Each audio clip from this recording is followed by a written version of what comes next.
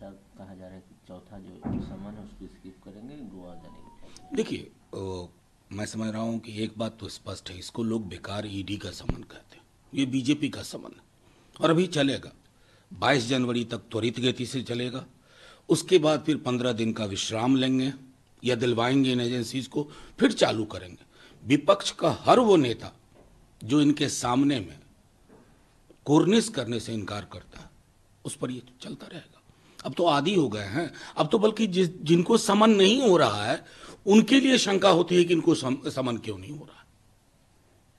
दीपेंद्र मिश्रा बोलते हैं, जो चेयरमैन हैं कंस्ट्रक्शन कमेटी अयोध्या मंदिर को, बोलते हैं कि जो बात चल रही है कि बीजेपी का इवेंट है, तो क्या राम पॉलिटिकलाइज हो गए हैं क्या? नहीं, मैं तो सीधे एक सवाल पूछना चाहता हूं और बड़ी गंभीरता से। नृपेंद्र मिश्रा जी को के कार्यकाल को मैं बहुत लंबे अरसे से जानता हूं। मैं उनसे एक बात पूछता हूं कि साहब, ये एक बापू के राम हैं, हे राम वाले, जो निराकार थे, निर्गुणित भी थे, और कबीर के राम कि कस्तूरी अंदर है, इधर उधर भटक रहे। तो मेरा तो सिर्फ कहेगा, राम मर्यादा पुरुषोत्तम जिनकी प्राण प्रतिष्ठा 22 जनवरी को संघ और बीजेपी बड़े जोर शोर से उसका प्रचार प्रसार कर रहे हैं, एक बार प्रतिष्ठा यहां राम की होनी चाहिए, आपके दिल में, आपके मानस में। आप राम के आचरण व्यवहार से मीलों दूर हैं।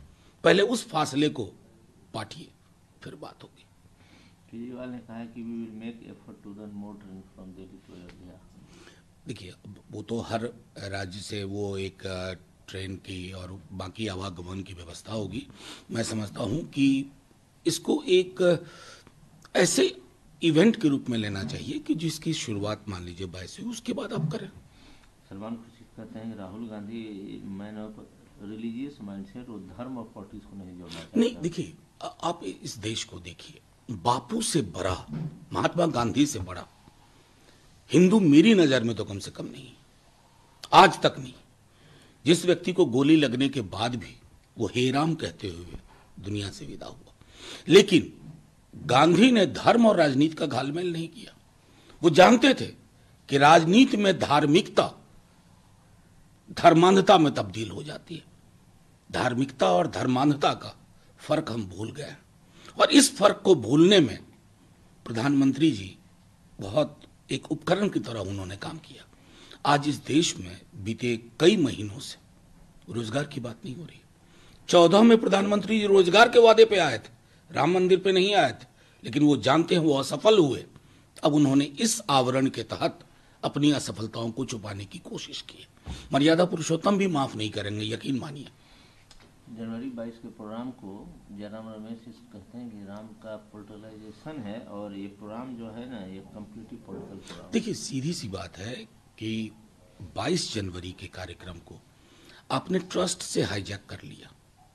अब तो बल्कि मैं सच कहूं तो अगर खुद प्रधानमंत्री जी मीडिया चैनल्स के बैनर को देखें, हेडलाइंस को देखें, जिसमें कि 22 के सहारे 24 की लड़ाई, अब ये मैं तो नहीं कह रहा, विपक्ष के नेता नहीं कह रहे हैं, उन आपके मीडिया के वो साथी कह रहे हैं जो आपके इकोसिस्टम का हिस्सा है, और आपको तो इस पर कम से कम एक पछतावा होना चाहिए। आखिर मैं कौन सी प्राण प्रतिष्ठा कर रहा हूं जहां मेरे सहयोगी मीडिया के साथी भी उस पर सवाल कर रहे हैं। हालांकि सवाल करने के तरीके में बड़ी चालाकी है।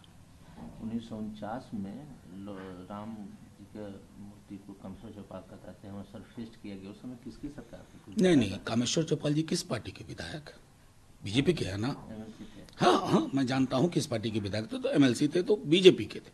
उनको तो वही स्क्रिप्ट पता है।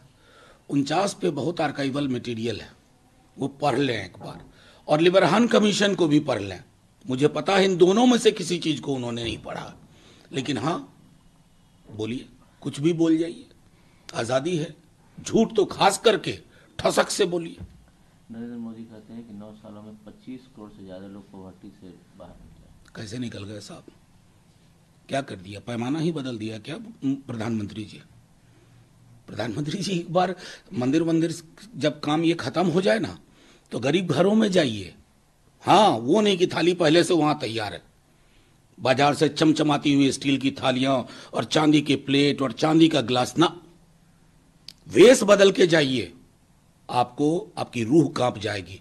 देश की हालत हुआ है। लेकिन हां, आप धर्मांधता के चक्कर में चाहते हैं कि मौलिक सवालों पे बात ना हो। हेमा मालिनी तो कहती है कि जिस तरह राम टेम्पल बना उस तरह मथुरा में भी ग्रैंड कृष्ण टेम्पल बना। एकदम, जब सारी चीजें, अब तो मैं एक बात कह, हेमा मालिनी जी संभवतः उस समय सांसद थी या नहीं, रिलीजियस प्लेसेस वर्शिप एक्ट एक पास हुआ था 91 में, अगर मेरी स्मरण शक्ति ठीक है, और ये तय किया गया था कि राम जन्मभूमि बाबरी मस्जिद वाले मसले को छोड़ करके बाकी सब पर 47 वाला स्टेटस को रहेगा। संसद का कानून है, उतनी तो कम से कम गरिमा रखिए।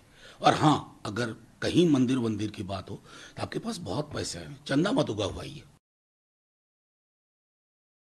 सूरज चौहान है, आदित्य ठाकरे के काफी क्लोज माने जाते हैं, उनको ईडी ने अरेस्ट किया, खिचड़ी कोविड अस्पताल में। मैंने आपको पिछले एक सवाल के जवाब में भी कहा था कि विपक्ष का कोई नेता, उनका एसोसिएट परेशान होने से बच नहीं सकता, क्योंकि इन्होंने तय कर लिया कि राजनीतिक लड़ाई इसी माध्यम से लड़ी जाएगी। और जब ये आप तय कर लेते हैं तो झारखंड से लेके महाराष्ट्र वाया बिहार, तमिलनाडु, आप हर जगह ये करने की कोशिश करते हैं। दिन दहाड़े एक अधिकारी को पीटा जाता है पटना में, कैसे देखते हैं? देखिए, मैं सीधी बात देख रहा हूं कि कुछ मीडिया चैनल चला रहे हैं कि लालू जी से संबंधित। लालू जी से तो पूरा बिहार संबंधित है, हर व्यक्ति रिश्तेदार बता देता है, हमारी कार्यशैली में वो परिलक्षित नहीं होता है। अगर ये घटना हुई है, अव्वल तो उनका कोई ताल्लुक नहीं है सीधे। दूसरे, मैं ये साफ तौर पे कहूं कि जो लोग ये इस तरह की टिप्पणी करते हैं, उन्हें पता चलना चाहिए कि त्वरित कार्रवाई में बिहार अव्वल नंबर पे है। क्या करते हैं हमारे मीडिया के कुछ साथी, हाइप क्रिएट कर देते हैं और ये नहीं बताते हैं कि 24 घंटे के अंदर गिरफ्तारी हो गई और रूल ऑफ लॉ इस्टेब्लिश हो गया। मैं समझता हूं ये संतुलन बरकरार रहना चाहिए और सीधे तौर पर कम से कम लालू जी के नाम को घसीट करके टीआरपी बढ़ाने की कोशिश से बचना चाहिए। सीट शेयरिंग पर क्या चल रहा है? सब ठीक है। देखिए, सीट शेयरिंग एक दलों के बीच का अंदरूनी मामला होता है और ये कभी भी बहुत आसान नहीं होता है, लेकिन जो हमारी उम्मीद थी उसी के अनुरूप चीजें